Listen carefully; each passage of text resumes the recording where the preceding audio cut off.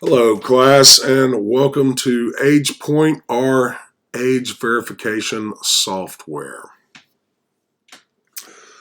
Our app, AgePoint, is intended to be installed on any personal device, such as a PC, phone, or a tablet. Its purpose would be to require users to verify their ages as being at least 16 years old before being able to access social media. This is an app that could be standard on all phones if manufacturers desired true user safety, if a legislation was passed to require such age verification, or if a parent simply wanted to upload the app to any family device, limiting their child's access to social media. All right. We are Team 4, and this is our final group project video.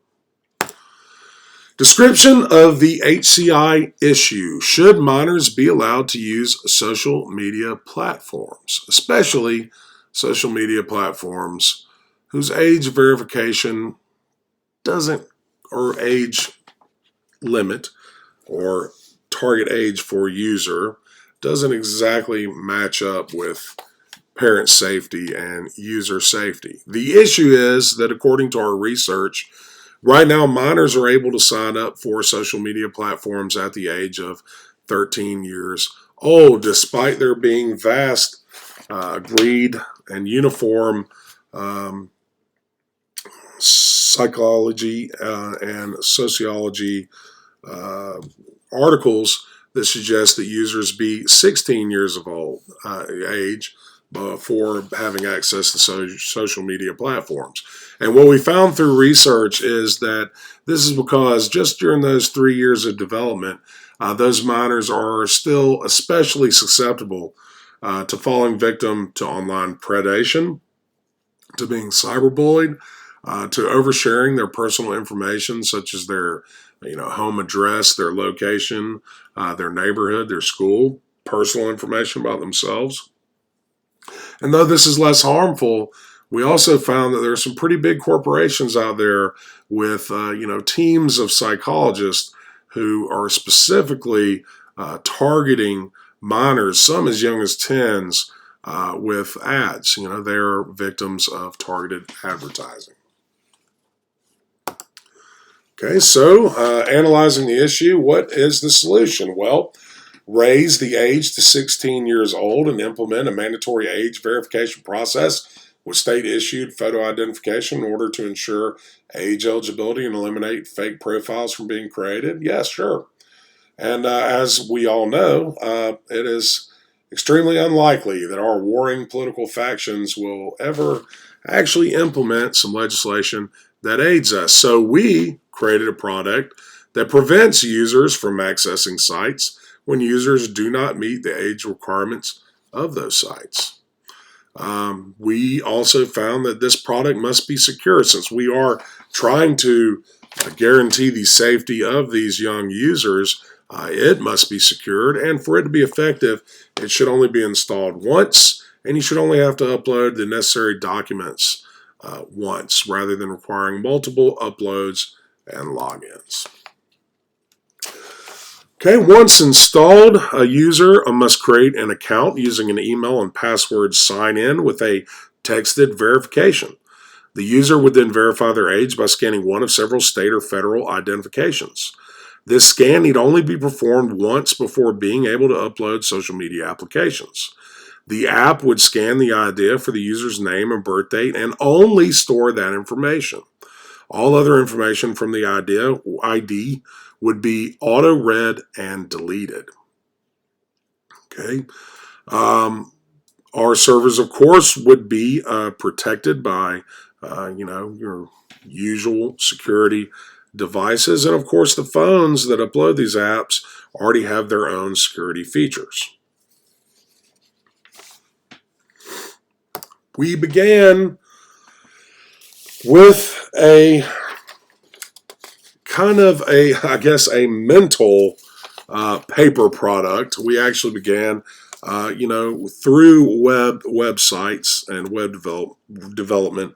when we made this product. So our paper prototype has always been an online version, and within emails between Dr. Sandoval and between our group discussion, we were able to perform some heuristic testing and to head off some problems before we got to the think aloud testing and the early design phase of this. But we'll get to that in a moment. Here we have the PC version of the app and also the phone and tablet version of the app for you. Those links. All right.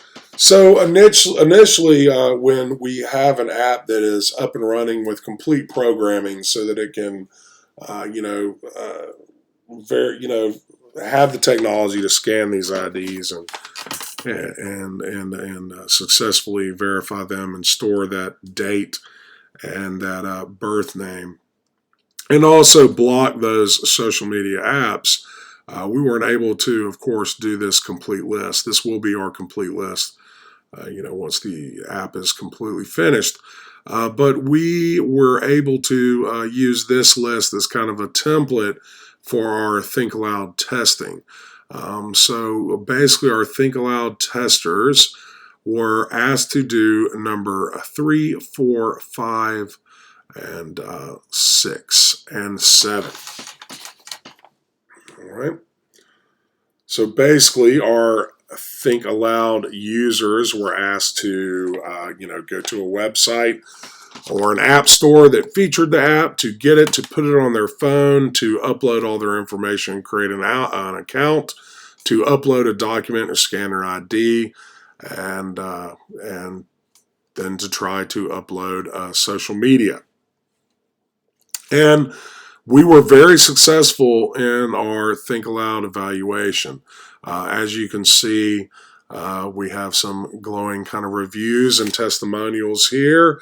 But there were some things between the heuristic testing and the Think Aloud testing that popped up that we had to deal with. During the heuristic testing, of course, one of the things that we realized was we didn't have email address or phone number boxes for creating the account. So, that might be important. We need to add these features. In the Think Aloud testing, we found that one of our users, I believe Julie, wanted some verification that the document was successfully uploaded, because there was a pause between screen switches and nothing to tell the user that he or she had successfully uploaded the document. We also found during the Think Aloud testing that we found that the people on phones were having a lot longer time successfully uploading the app and getting all their information in, because scrolling for a state or a country, specifically countries, took so long, because the United States is always at the end and America's always at the, and we thought that if we put America in there, it would be at the beginning. With PC users and our Think Aloud testing, this wasn't as much of an issue, because there's bigger screens, you can actually scroll quicker. But we found in all our phone testing that it was a little bit slower. Now, this is something that everyone's accustomed to dealing with, but we're talking about improving our app. So also during heuristic testing, we discussed the idea of these security issues and potential security threats to having, especially identification of minors and or anybody's identification at all, floating around on the internet. And so that's where we decided to do our auto read and auto delete function, storing only the information that we need. We also try to streamline the app as much as possible to make it quick and easy to use. We discussed that a little bit better. And the test users gave us some additional feedback to show us that the app was easy to use and that could be useful. And we've already discussed those above. All right, so in our conclusion, we found that actually we did a pretty good job.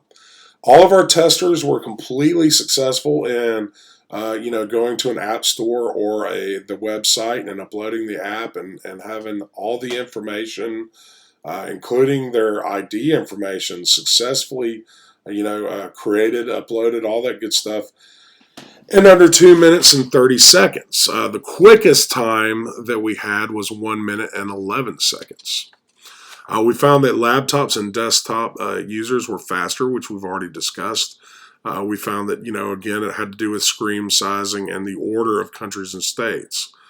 One of the problems we did encounter is we didn't have a lot of audio on our phone Think Aloud testing. So, once we get through this virus, we would like to do further testing with a larger sample size, but ultimately we felt it was successful.